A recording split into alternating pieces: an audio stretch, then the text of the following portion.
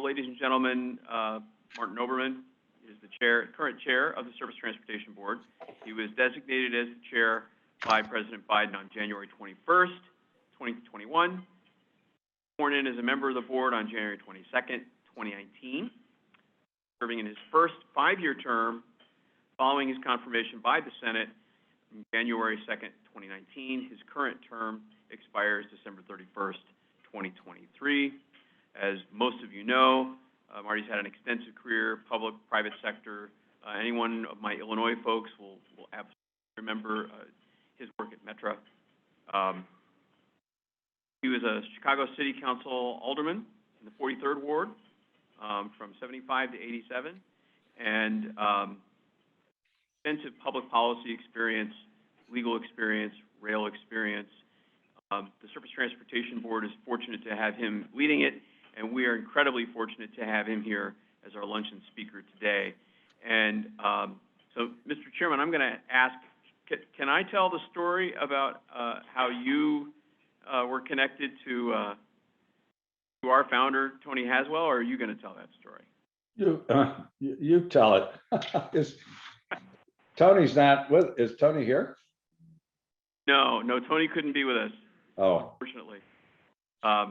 Well, then I could get away with telling it. Okay, there you go. Very good.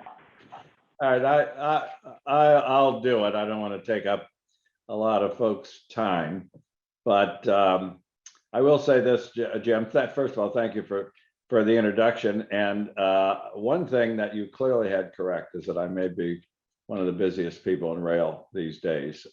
We have a lot on our plate, and the people who've been around the STB for a long time tell me that the past year has probably been the most intense year in the last 20 years, given the merger, the supply chain, and all of the other issues swirling around us.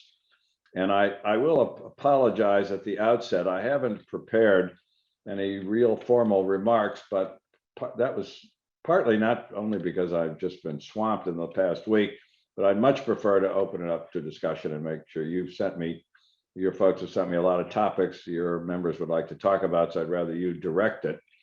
I will say a couple of things. So let's talk about Tony for a moment. Tony lived in my ward and was a significant contributor and supporter of mine from the earliest parts of my career. I haven't seen him in years, but we were good friends. But sometime after I left the city council, Tony approached me and asked me if I would be willing to represent him in one of his many chaotic odysseys, which was to get the federal highway folks to change the signing on I-94 as it went through Chicago, because it's a direct north-south route, but all the signs say east and west. And he thought that was extraordinarily dangerous, and I agree with him. It leads to a tremendous amount of confusion. But the National Interstate Highway Program requires highways that are generally east and west to be even numbered, and ones that are north-south to be odd numbered, something I hadn't really known.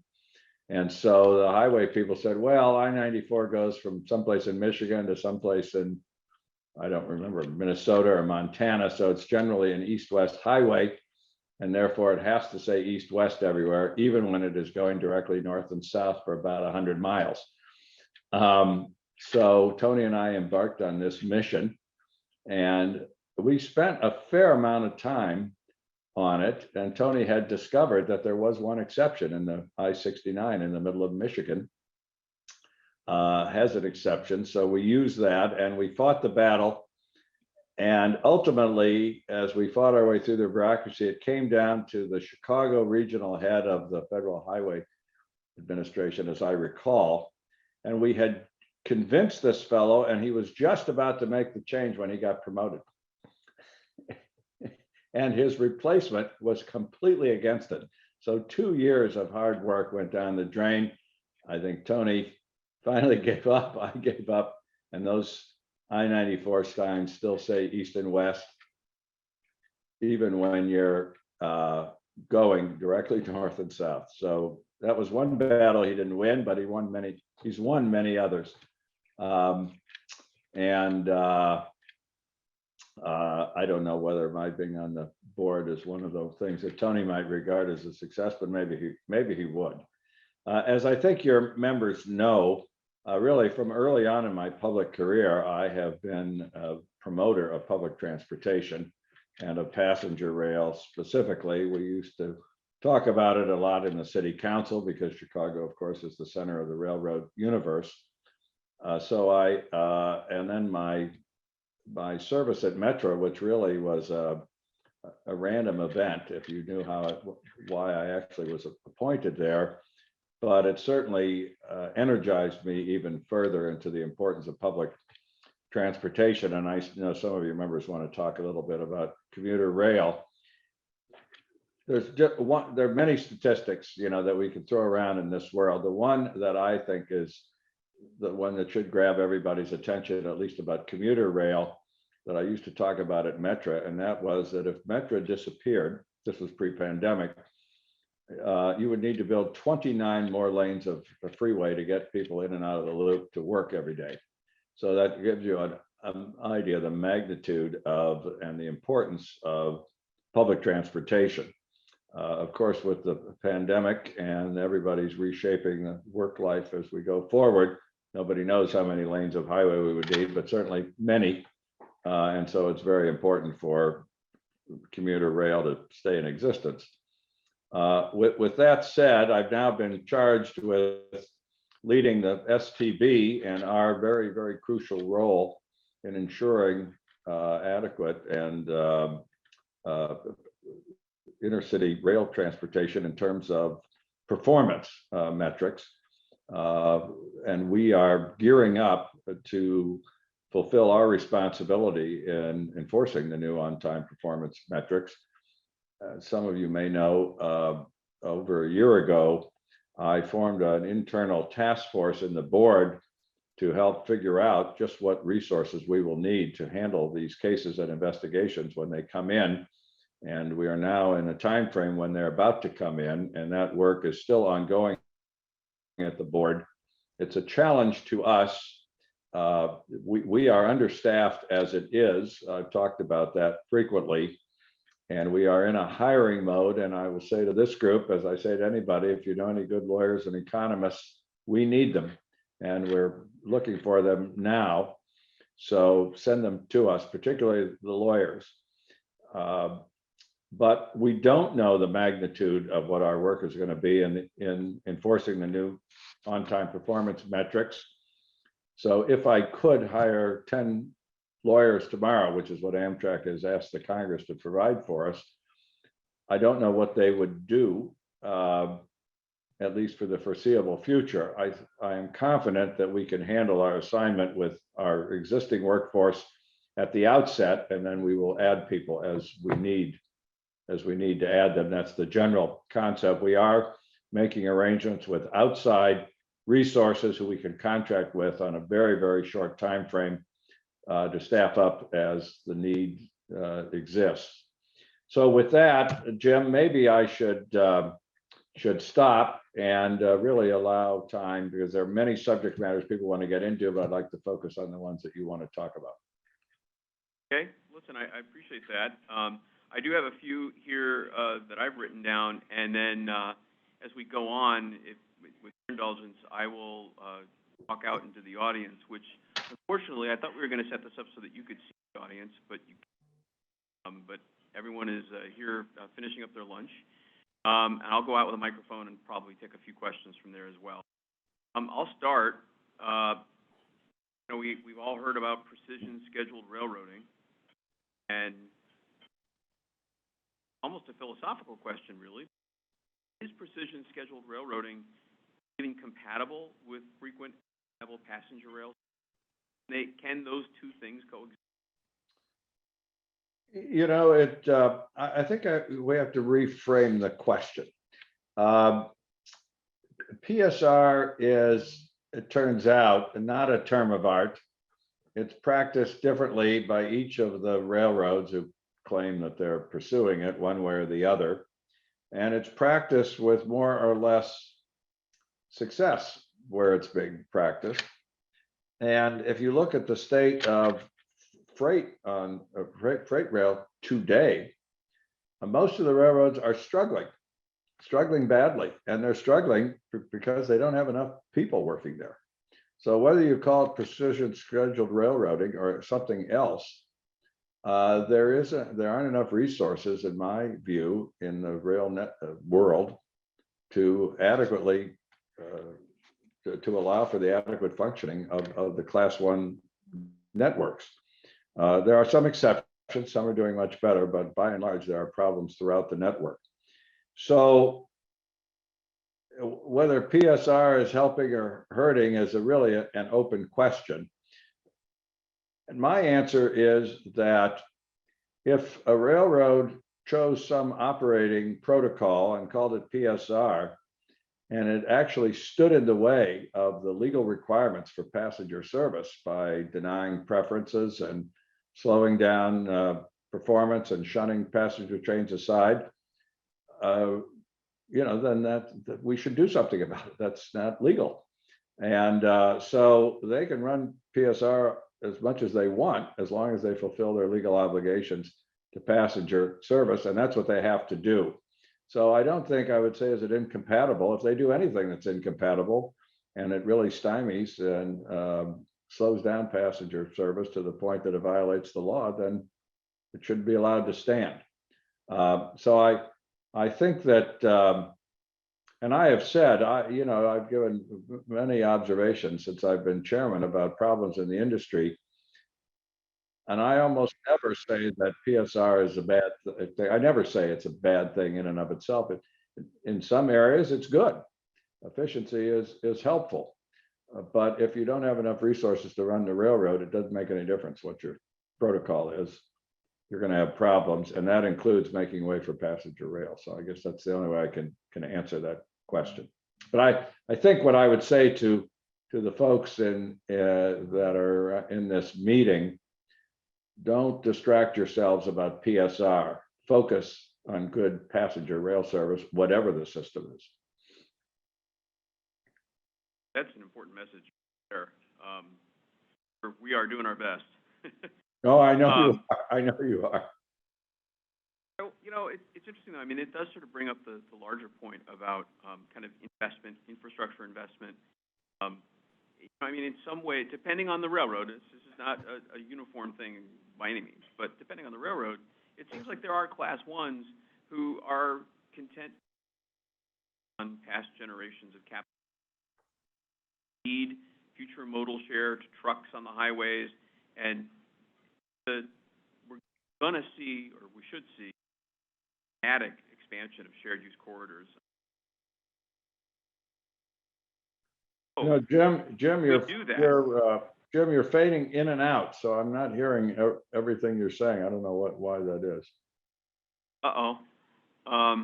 That's better. My sound guy. That's okay? A little better. So I guess I'll kind of cap it. Just we bring up the idea of investment and sort of the lack of investment that we've seen over the years. Now we're looking at potentially a whole bunch of shared use corridors. And is there enough investment? Is this happening? Are we creating the right sizes of infrastructure and rights of way? And there's a lot of opportunity out here, but I also get the sense that there's a lot of reluctance to commit the capital that's required. Well, I think that's really an excellent focus. Let me just make sure I understand your terminology. When you say shared use corridor, tell me what you mean by that. So when I say that, I'm thinking about, where freight and passenger rail are operating on the same. Oh, okay. So you're talking about shared use of freight and passenger. Right. Because, we have a lot of development of railroads and the medians of highway strips and so forth. So I wasn't sure what kind of shared use you were talking about. So we don't have authority, or if we do, we don't exercise it to tell railroads how much infrastructure they have to build. Our authority extends to standards of service and rate not control, but remedies for abuses in the rate world. You know, it's a very complex area.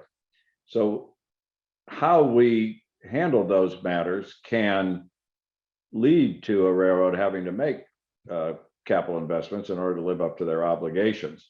But we don't directly tell them how much they have to invest. My observations in the time I've been on the board are that the railroads do spend a lot of money on what they call capital investment, but the vast majority of that money is spent on the routine maintenance that any railroad absolutely requires in order to function: replacement of ties, rails, locomotives, and so forth. That's all capital, but none of that goes to really expanding the capacities of the system, or very little of it does, based in my view. And I've had this debate with the railroads off and on. Is there enough capital investment in the system? Not in my view, there's not. What's really shocking to me, and I know your members must be well aware of this, but just becomes very apparent when you get into my seat and you start observing the system, is all the infrastructure that was removed after the creation of Amtrak. It's just stunning. I took a ride on the Saluki a couple of years ago, all the way from Chicago to Carbondale, and it was just stunning to see this beautiful roadbed, absolutely almost pristine condition, 2 tracks wide for 307 miles, and only 1 track was there. And it was just, and you know, Hunter Harrison apparently took it out in the mid-90s when he was running the IC. And you have that situation all over the country. You know, and the railroads have come back. You know, I've observed it's kind of like the person who murders his parents and then asks for mercy as an orphan. You know, they took down all of this infrastructure and then said, you know, it's hard for us to provide good on-time service. Somebody should have had the foresight 50 years ago to have done something to regulate, I think, the removal of infrastructure where passenger rail needs it. So I think infrastructure is needed if you're going to truly have a first-class passenger rail system. But as I said, all we could do at the board is to make sure that the railroads adhere to the on-time performance metrics. And if that requires them to put in more infrastructure, then that's what they ought to do. You know, it's a reasonable inference to think that they will need more infrastructure in certain places. And of course, I can't talk about the merits of it, but we're having a whole battle over rail infrastructure and passenger rail at a hearing that's going to start a week from today on the Gulf Coast. And that is an area where we've been asked to get involved directly, and I can't say how or whether or in what way we'll get involved, but it's certainly going to be a subject matter at the resolution of the Gulf Coast case about infrastructure. And I will just tell you philosophically, I would love to see a much better and a higher speed passenger rail network in many parts of the United States. I think that is the future of moving people around. I think that I find it, having particularly was my experience at Metra, very frustrating to hear, well, this line doesn't run at a profit, that line doesn't run at a profit. It's public transportation. It's not a profit-making operation, never will be. It's much too expensive to provide it in a way that people could afford to pay for it and have it at a level which would make it profitable. Nobody would be able to ride it. So I would love to see our country moving in that direction. And I think very likely we will, as the climate crisis continues to get people's attention. You know, the Biden administration's infrastructure bill is a good big step in the right direction, but we've got a long way to go. You know, it's interesting. You bring up your experience at Metra. I mean, I was actually going to go there a little bit later, but I think we should now. You know, one of the things we talk about in the association, is certainly on the staff level, you know, commuter railroads, sort of in and out, model, it's kind of unique to U.S. operations. You know, it's been hit especially hard by the pandemic. We have not seen ridership recover in a lot of the commuter systems. In light of your time there, do you see opportunities to transition from that sort of commuter rail model into more of a regional rail model? My staff and I have been talking for several years about sort of RER in France as a kind of model, kind of regional, using the commuter system as sort of the baseline, create this sort of more regional model. And we've been talking about that really since the reauthorization began that led to the bipartisan infrastructure law. Do you have any thoughts on that, given your background? Well, it's a very good question, Jim. I assume you're talking about moving away from or beyond the sort of hub and spoke system that we have in Chicago with 11 different commuter lines, all centering on coming down to the center of the city from various suburbs. So two things. One is, I think it's too early to answer what the need is going to be, because we're just now at a point in time when people are starting to return to the office. And everything I have read about the private sector, and certainly about many parts of the public sector, including what we're going to be doing at the STB, is that there is going to be, at least for the foreseeable future, a much larger amount of permanent remote working, or at least remote working 3 or 4 days a week. So there's going to be, one would intuit, a lot less demand for people to ride from the outlying areas to the center cities. There still will be a meaningful amount. I, for one, even though many people say this is going to happen permanently, I think that's undetermined. 2 or 3 years from now, if the pandemic has really subsided, people's desires and behavior may change, and they may want to start gravitating back to the office, where we don't think they are today. So you wouldn't want to make a major infrastructure commitment based on how people are behaving today as to what's going to happen 2 or 3 years, and certainly 10 years from now. So I think it's too early to know about the spoke and hub needs. That infrastructure in many metropolitan areas exists. You wouldn't want to undermine it. When I was at Metra, when we went over Metra's long-term capital project list, there were projects that I was surprised to see had been on the wish list for years, about lines across the suburbs going around the city or north and south. And we eliminated some of them. This goes back 7, 8 years ago, because there just was no demand. No one seemed to be interested in it. There was more of an interest at that time in in trying to build infrastructure for a reverse commute, so people could get out of the city and then use mass transit to get from a rail station to their office building, which were not all centered around rail lines.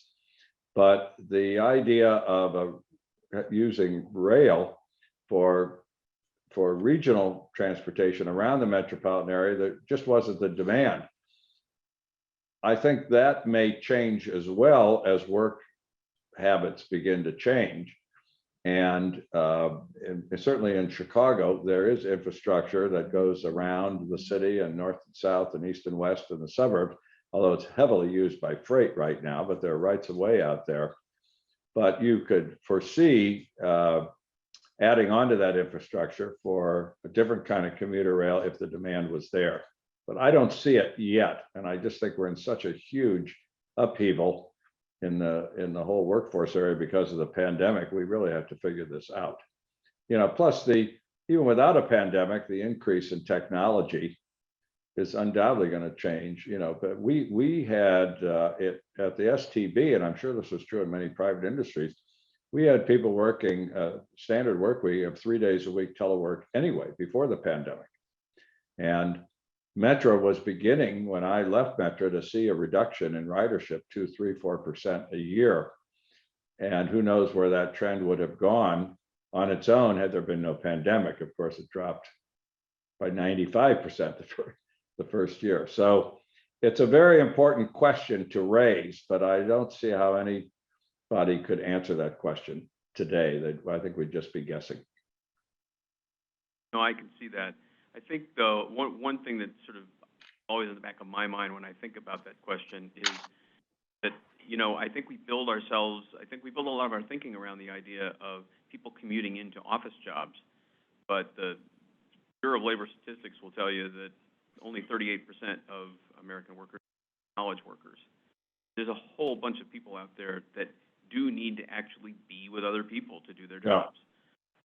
And I do think, I suspect that, and this is just me talking, this is not necessarily, you know, the official position of the association, but my sense is that we may see different types of riders, and we may see different types of riders riding at different times of the day as the use case changes. So it won't be that commute in to begin at 9, commute out to leave at 5. So the timing will change and the rides will change. But I think overall, I mean, you know, we're having our meeting here, we're all having lunch together for the first time since October of 2019. And I think a lot of people here are glad to just be in a room with other people. And you know, I mean, we sort of all chuckle about that, but I think that's a serious, I think that's a genuine issue. And I think people well, I think it's a good point, maybe generational, because I find myself wanting to be more in person, but many of our staff do not. They're younger than I am. So I don't think we know, but I do think that for any kind of a worker, if you're going to use rail, the problem that really I was grappling with at the time I left Metro was the first mile, last mile problem. And you have to have an adequate mass transit system after people get off the train. Otherwise, they're just not going to be able to use it. If their work site is a mile or two from the train station, whether it's in the loop or in the suburbs, you have to have a decent way to get people there, or they're going to be less incentivized to use rail, which is the best way otherwise for people to get around. So I think we have to solve that problem holistically in terms of first mile, last mile, as well as rail, and we should, in my view, but we've got a ways to go. So I know we're starting to run out of time, but if we might, are you able to take just a couple of questions from our luncheon audience? No, we can go a little further if you like. Okay, super. I will get someone to grab the microphone for me. And Joe, can you be my MC and kind of carry the microphone around for me? Why don't you start with Steve back there? Just want to make sure that the chairman can hear this microphone as well. I can hear you. And before we do the questions, I just want to remind everybody, as we said before the lunchtime, there are issues that the chairman is not going to be able to discuss because there is active litigation before the boards. Know that there's some things that are just not going to be on the Thank you, Chairman Oberman. My name is Steve Strauss from New York. As I was thinking about you're talking about capacity improvements earlier, I started thinking about an issue that comes up a little bit in New York from time to time is the impact of state and local property taxes on freight railroads since they are for-profit organizations. And is that a policy issue that we ought to give some thought to? Also, with your political experience, is the role of impact of property taxes, do you think that is part of the holdback on their reluctance to invest adequately? Oh, that's a very challenging question that I have not thought much about. You know, philosophically, I've never been a big fan of funding government by property tax. It's a regressive tax that has a lot of problems. It should not be abolished in its entirety because there's, with many businesses, there's no other way to capture their ability to contribute to the cost of local government. So I'm really going to answer that off the top of my head, and I probably will regret answering it at all because I haven't thought much about it. But to suggest that we ought to give property tax breaks to businesses who need to invest in our community. I'm not sure where you draw the line. It isn't unique to railroads. And as it is, Illinois is, we're mired in scandals right now of large businesses who hire clout-heavy politicians who are also property tax lawyers to get their taxes down. And then the argument is they need to get their taxes down or they wouldn't invest here. So I'd be reluctant to say, well, we ought to give railroads a property tax break if that's your question, so they'll invest more. If you look at how much money the railroads are making and sending back to their shareholders, I am hard pressed to say that they don't have enough money to make property tax, to make capital infrastructure investments. I've been computing this, and the last time I counted up the numbers, which was a few months ago, in the last 11 years, the class 7 class 1s had spent $200 billion on stock buybacks and dividends. There's a lot of room there for money for capital investment and still to send a lot of money back to the shareholders, short of 200 billion. So I'm not sure that's the problem, but it's an interesting challenge and it's one I'd have to give more thought to.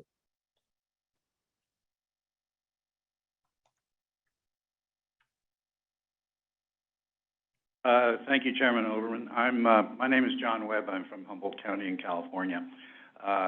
Could you explain to me the procedure involving, let's say, a hypothetical class 1 that has demonstrated they are not running their passenger Amtrak trains on time. They're over the 80% limit for the required number of quarters. That much I understand, but beyond that, if you have that situation land in your laps, what happens next? Well, the board has the authority to investigate that kind of a situation on its own. What we anticipate is that Amtrak or interested persons such as yourself could bring a case to the board laying out the data on which you're making that allegation. We would then investigate it. This is what we're setting up a system for right now. And eventually there would be a if the facts are there, there'd be a proceeding to, to a trial-like proceeding in which we'd hear the evidence as to what their metrics have been in terms of their performance, what they say they are. Then there will be a very challenging examination of what's the cause. Is the cause the railroad's operation strategy, not enough infrastructure, Amtrak's level of competence? There could be many, and I haven't listed all of them, those are just a few on the surface that could be affecting an on-time performance. Presumably it's our genius, that's why the Congress relegated it to us to come to a determination of those causes and then fashion the appropriate remedy to straighten out the problem. So that's generally, I think, how it would work. I think I have it right, but I have a whole staff team working on this, and we do anticipate cases being brought this year. There's plenty of room for improved performance. And I think as we begin to handle the first cases, that procedure and the remedies and how this will come out will become more clear to all of us. And I do anticipate a great deal of legal argument on both sides as to just what the board's authority is. The whole new realm of regulation that we're just beginning on. Mike Testerman.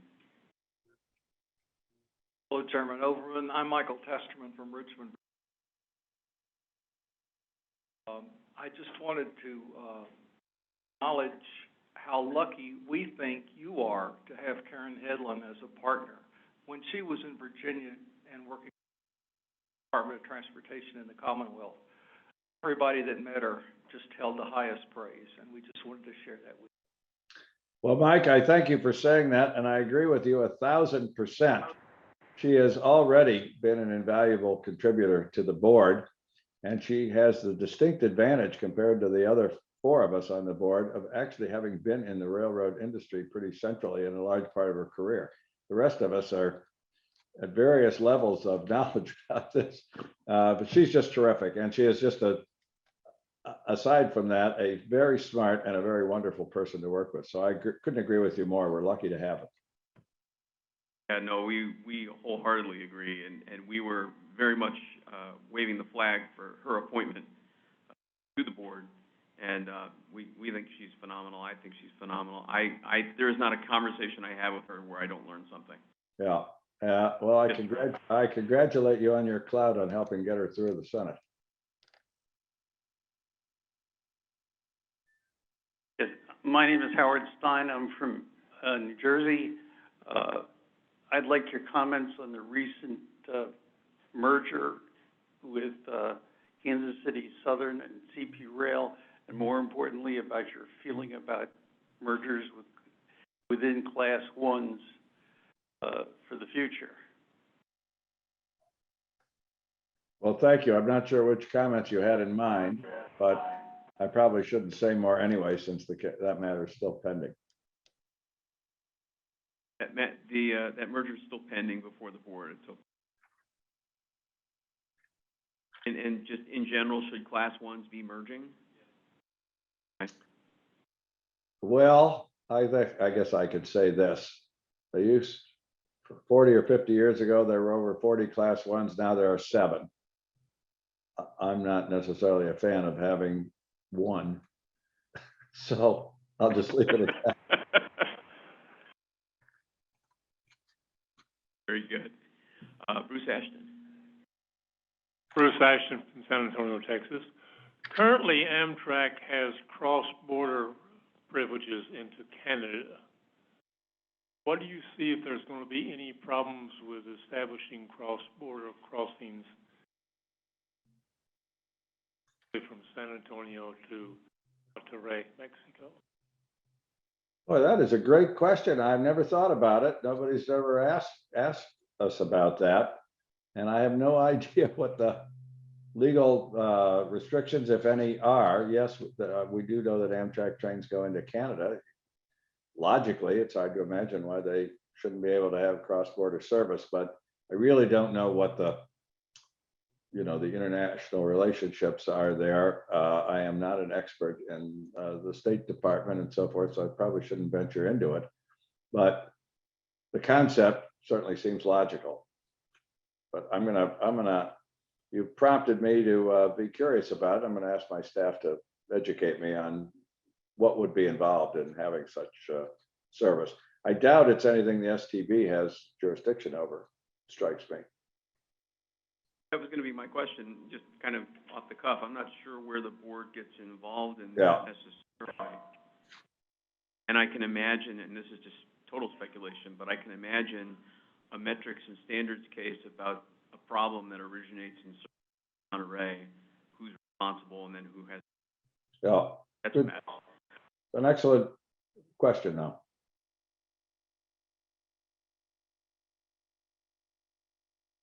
Thank you, Chairman Oberman, one and all. Louis Long from Lake Helen, Florida. First time in attendance here and enjoying it all. Something prompted me to mention that we own some stock in CSX and CNI, and one thing that prompted it between me and my wife and family was when we see the annual reports from stockholders, and they all want you to vote what the board recommends. But occasionally you'll see minority stockholders, for instance, some of the nuns, bring a what they call a minority view type of thing. And I'm wondering if there's not a backdoor approach that way when they take the votes, or somebody at least stepping up to the plate and recommending to CSX, for example, that they provide more infrastructure and this sort of thing. Thank you very much. Well, Louis, I appreciate the suggestion. Telling shareholders how they ought to behave is it's certainly beyond our legal authority. So I shouldn't get into that. I have spent a fair amount of time talking about what I think are the pressures of Wall Street on railroad executives to pare down their resources. And I've talked about that at some length. And the last time I was speaking about this was at a Wall Street conference in New York last fall. And one of the members in that audience, a very knowledgeable person about railroad investors,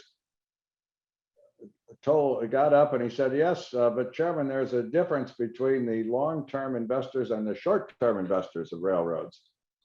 And my immediate answer, and it hasn't changed much, is yes, but the short-termers seem to be winning. I would encourage any of you who are shareholders of railroads to let your voices be known. But other than that, I shouldn't tell you in what direction individual shareholders should let their voices be known. So Marty, I think we probably have time for just one more. All right. Against, Yeah, that would you're be willing fine. Thank you. more? Yeah, let's do one more. Okay, Christine Anderson. Hi, Chairman Oberman. Thank you for being with us today. I'm from Marshall, Texas, and I just have a very general question. As far as advocacy, with the STB, what is the logistical way, the best way? Is it to send letters via resolutions from cities, and if we're in favor of something?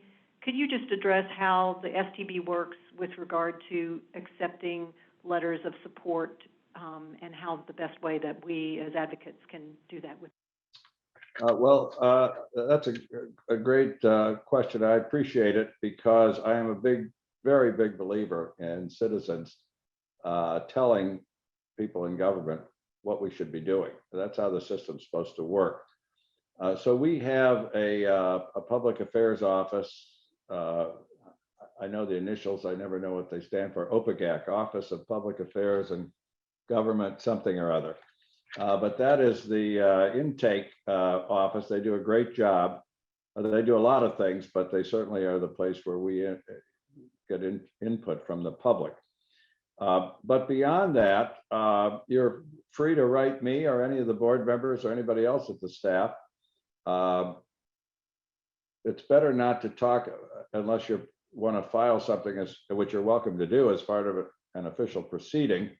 If you send me an email saying you think I ought to rule in one direction or the other on a pending matter, we have to put that in the public record. But let me answer the broader question. And I learned this in my early days as an alderman. People in government who are trying to do a good job are usually overwhelmed with the amount of tasks that have to be done and the amount of people asking to be heard. And so I always encouraged people in my ward, and I encourage people in this job and every public position I've had, to let me know how you feel, even if you agree with what we're doing and you think we should be doing it. It's important for me to hear that, because all of us are human and we generally tend to respond to the people who are nagging us the most. And so if you like what we're doing, but you're not nagging us, then the human reaction is to say, well, maybe you don't care anymore. And we'll deal with some other problem of somebody who is.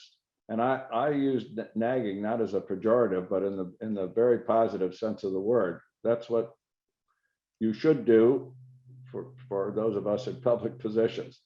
So I would strongly encourage everybody on this call and your friends to let us know how you feel. If you want us to, I assume mostly you're going to be talking about promoting passenger rail and how important it is. And the more specific things you tell us, the better, because then we can sort of filter that into our knowledge base. But the short answer to your question is just send us a letter. Or I would say pick up the phone, but they have me scheduled so tightly. I may not be able to answer, but I will read your mail. But yes, the more public participation, the more input, the better. And by the way, we've had I'll finish with this point. We've had public hearings on a couple of significant matters so far this year, one on the Pan Am transaction, which dealt a lot with passenger rail issues for those of you who followed it. And then we had hearings last week on reciprocal switching. and of course, the beginning of a hearing on the Gulf Coast matter. We're gonna, I hope, in the near future, start going back to in-person hearings, but I believe we will continue to have an online accessibility so people can participate. And for regular public hearings, any person can testify if you sign up. So if it's a matter, and there will be more public hearings, there will certainly be a public hearing later this year on the Kansas City Southern Canadian Pacific merger proposal. So on any of these matters, you should really weigh in, and if you really feel strongly enough about it, sign up and testify. It's really enlightening for us to hear from real people, because it's very easy for us to get totally immersed in our paper and forget what we're doing or why we're doing it. So that would be helpful.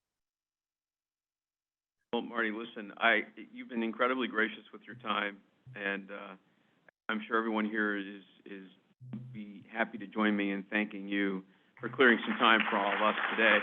Thank you. I appreciate it. Next time, maybe we can do it in person, Jim. You are, in fact, the busiest person in rail. Well, you're correct. Thank you. Okay. Hey, listen, it's great to see you again, even if it's on a screen, and we'll talk soon. All right. Thank you all very much. Appreciate it.